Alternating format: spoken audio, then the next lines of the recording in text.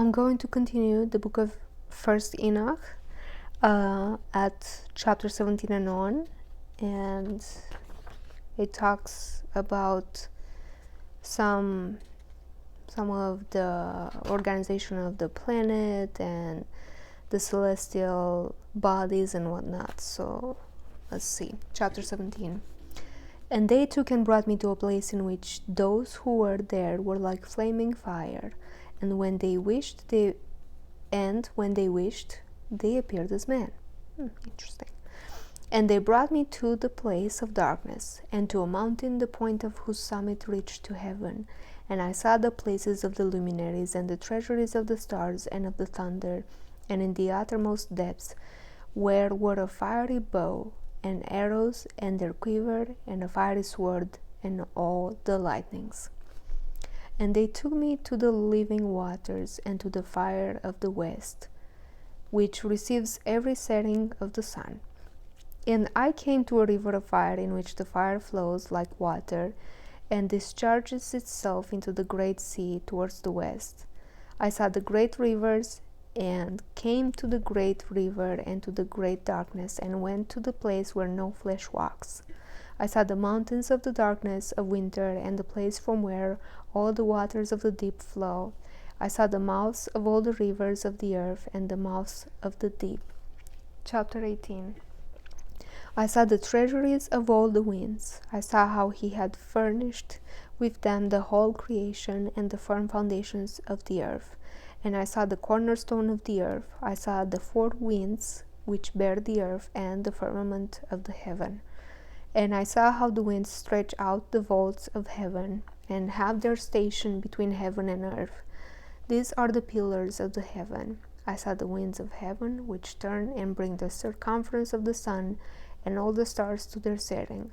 I saw the winds on the earth, carrying the clouds. I saw the paths of the angels. I saw at the end of the earth the firmament of the heaven above, and I proceeded and saw a place which burns day and night, where there are 7 mountains of magnificent stones, 3 towards the east and 3 towards the south. And as for those towards the east was of colored stone, and one of pearl, and one of jacinth, and those towards the south of red stone.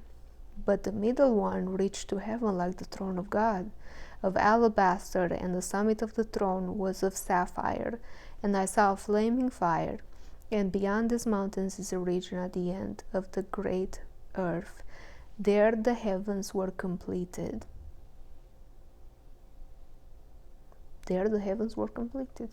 Interesting. And I saw a deep abyss with columns of heavenly fire, and among them I saw columns of fire fall, which were beyond measure, alike towards the height and towards the depth. And beyond that abyss I saw a place which had no firmament of the heaven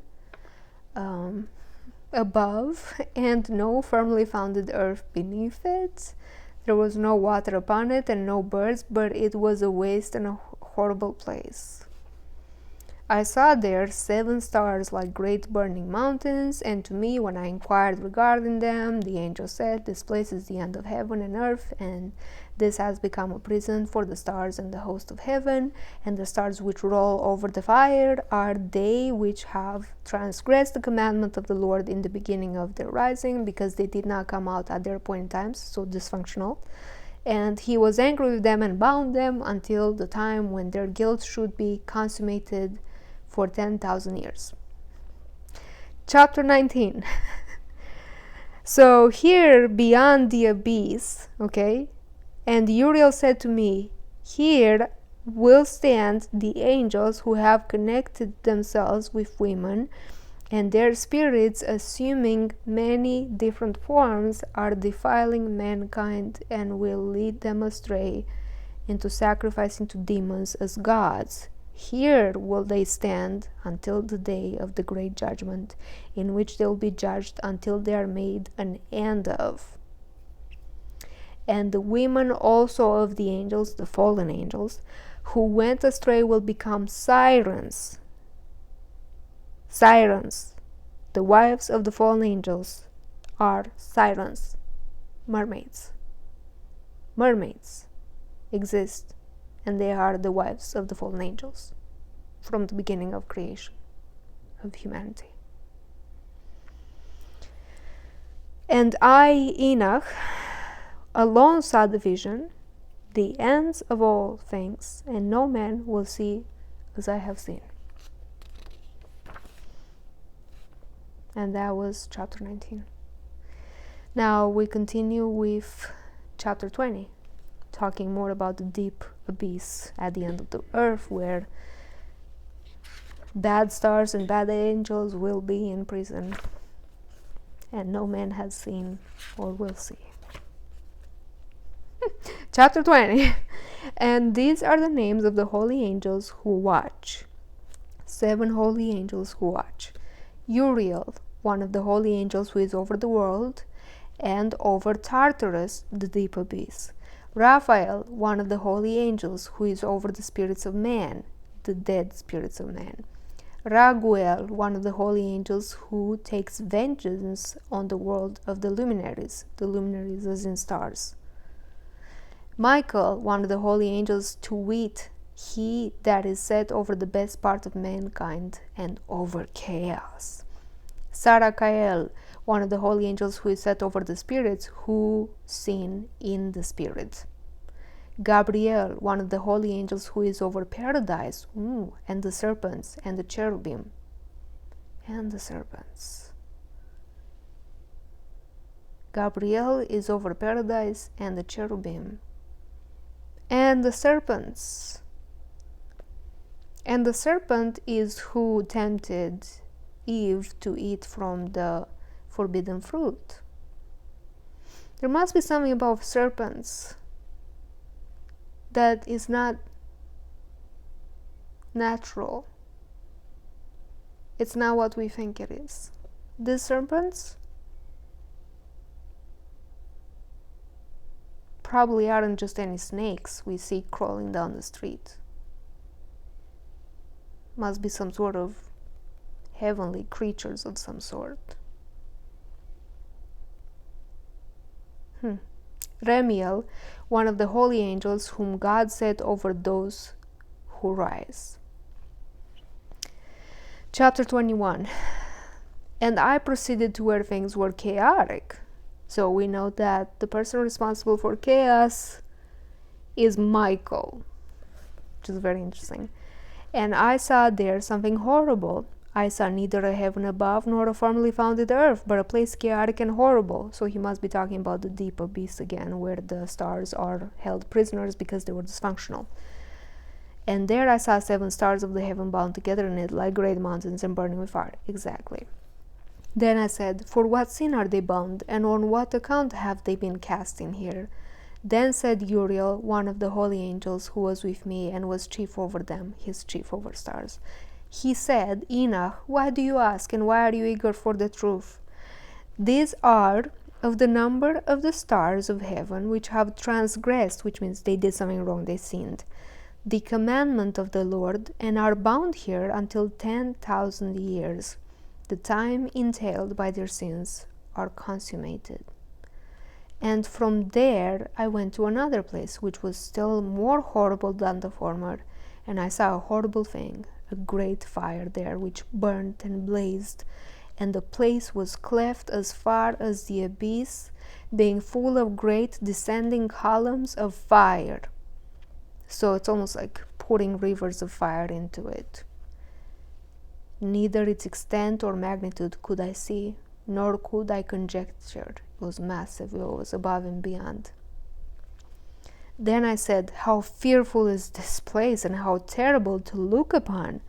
Then Uriel answered me, one of the holy angels who was with me, and said unto me, Enoch, why have you such fear and affright? And I answered, because of this fearful place, and because of the spectacle of the pain.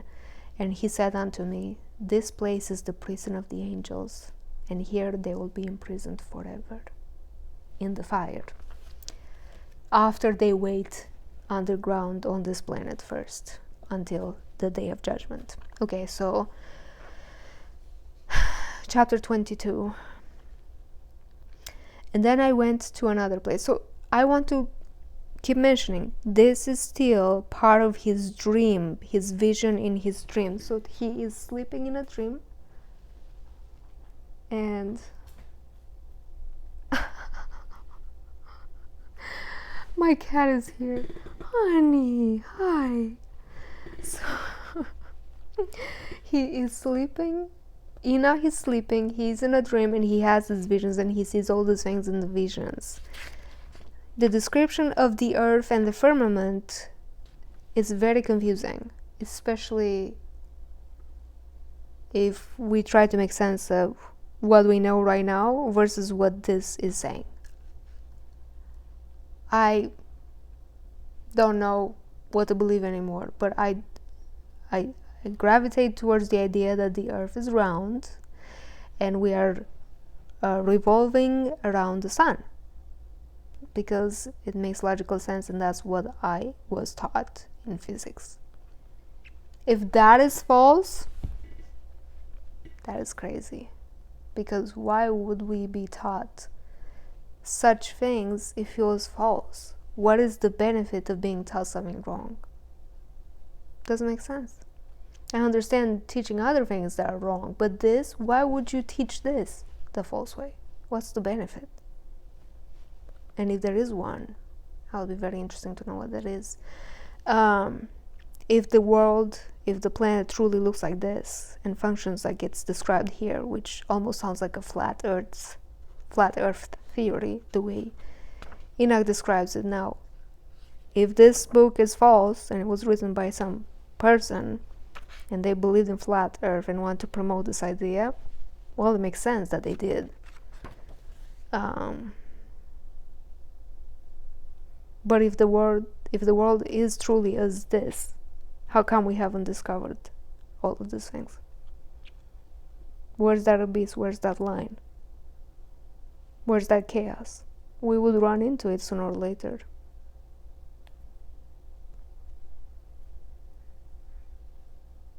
There's a lot of things that don't make sense, and I'm not going to get into that discussion, but reading it's very strange, I'm just going to read through it. I'm not saying I agree or disagree, but I do believe, as of right now, that the earth is round.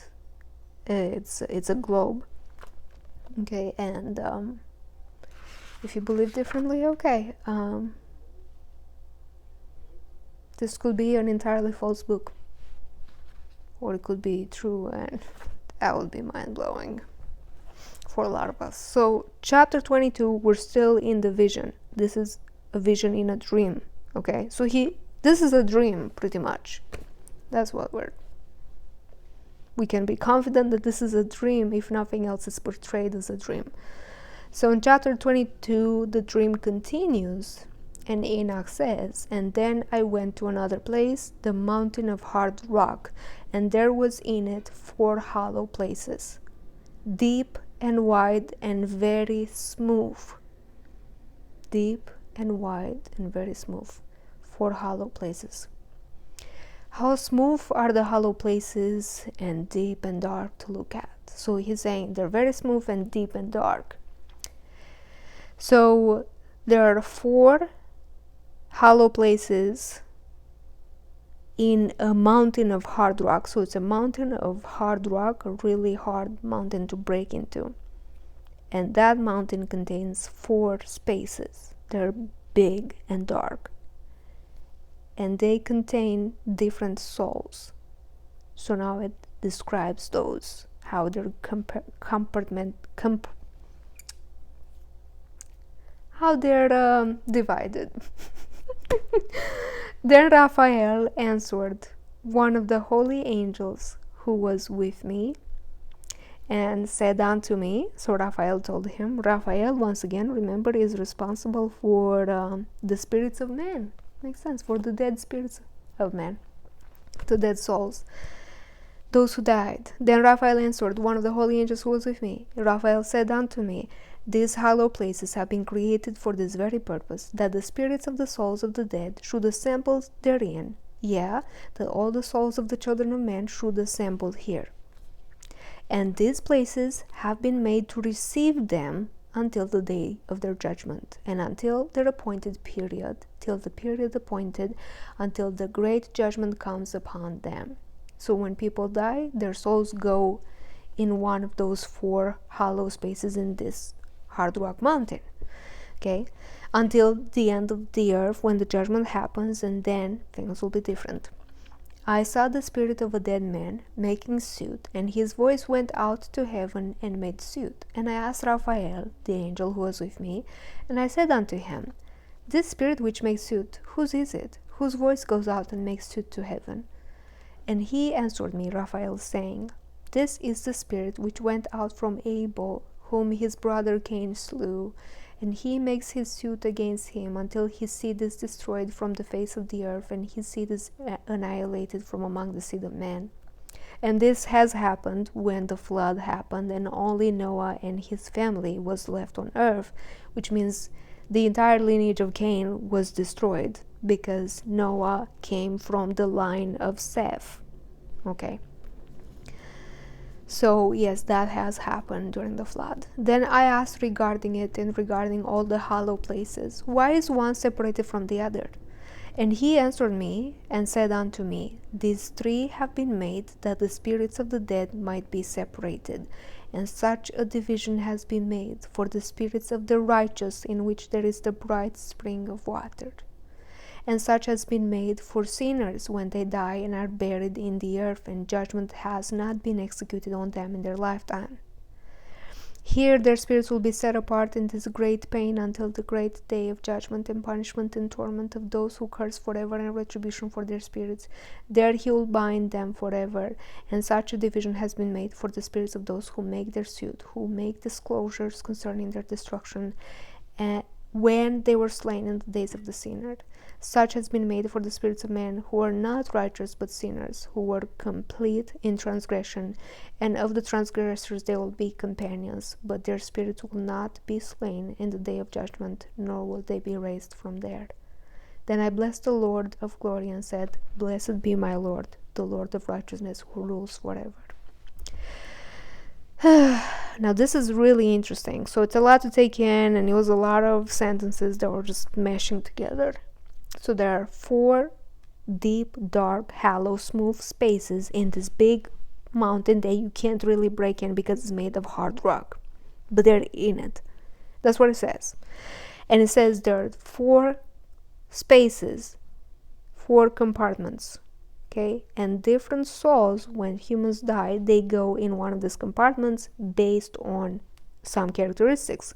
So here are the qualifiers. Number 1, we have the good people, the righteous people, okay? So they go to this space, and there's a beautiful bright spring of water in that compartment, and those souls go there, and they're righteous, and they have peace and rest until the day comes when the judgment will occur, and then they'll go to be with God. A beautiful bright spring of water in one of the hollows for the righteous souls. Now I have the second one. Sinners go in a second space, in a different space. Okay, so sinners go there, and they wait until the judgment occurs. Okay, so that they wait until the judgment occurs, and they suffer great pain in that hollow space. Before the judgment even occurs, they are in pain in that hollow space. Okay. Okay, and then they get thrown in a bad place at the end after the judgment occurs. Third place, okay, the third compartment, we have the spirits or the souls of those who were victims of some sort of crime and ended up there dead because of that crime. You know what I mean? Okay.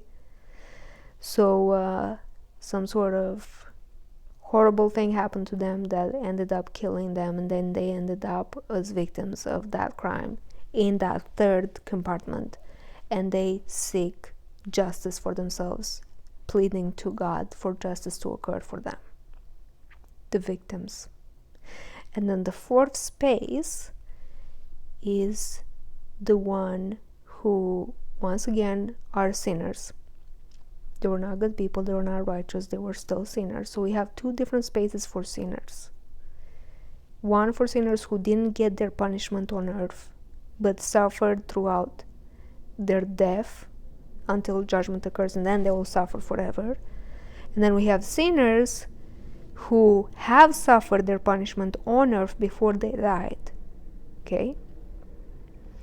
And there will be a bunch of sinners who suffer their punishment on earth. And what happens is that when the end comes, when judgment occurs, it says their spirits will not be slain in that day, but they will also not be raised from there, because they have already received their judgment on earth. And that's really interesting. I wonder exactly what happens to them. Like, it says their spirits will not be slain, but nor will they be raised from there.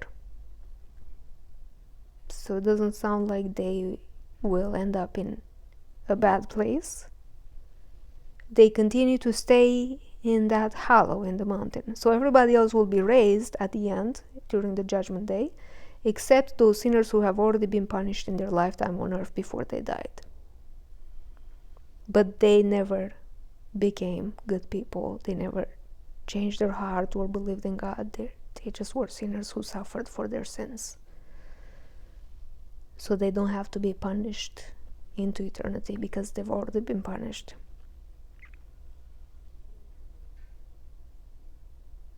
That is an interesting one.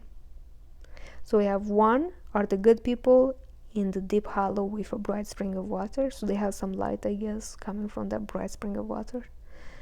We have the victims who were murdered and ended up there, and they pray for justice to happen to them.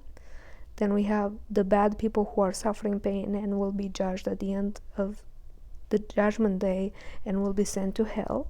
And then we have fourth, we have the bad people who have already received their punishment when they were alive, and they will not be raised for judgment in the day of judgment because they already received theirs. Okay, so I'm gonna end here and I'm gonna record a new video because that was a lot of information. That was chapter 22 that we finished on.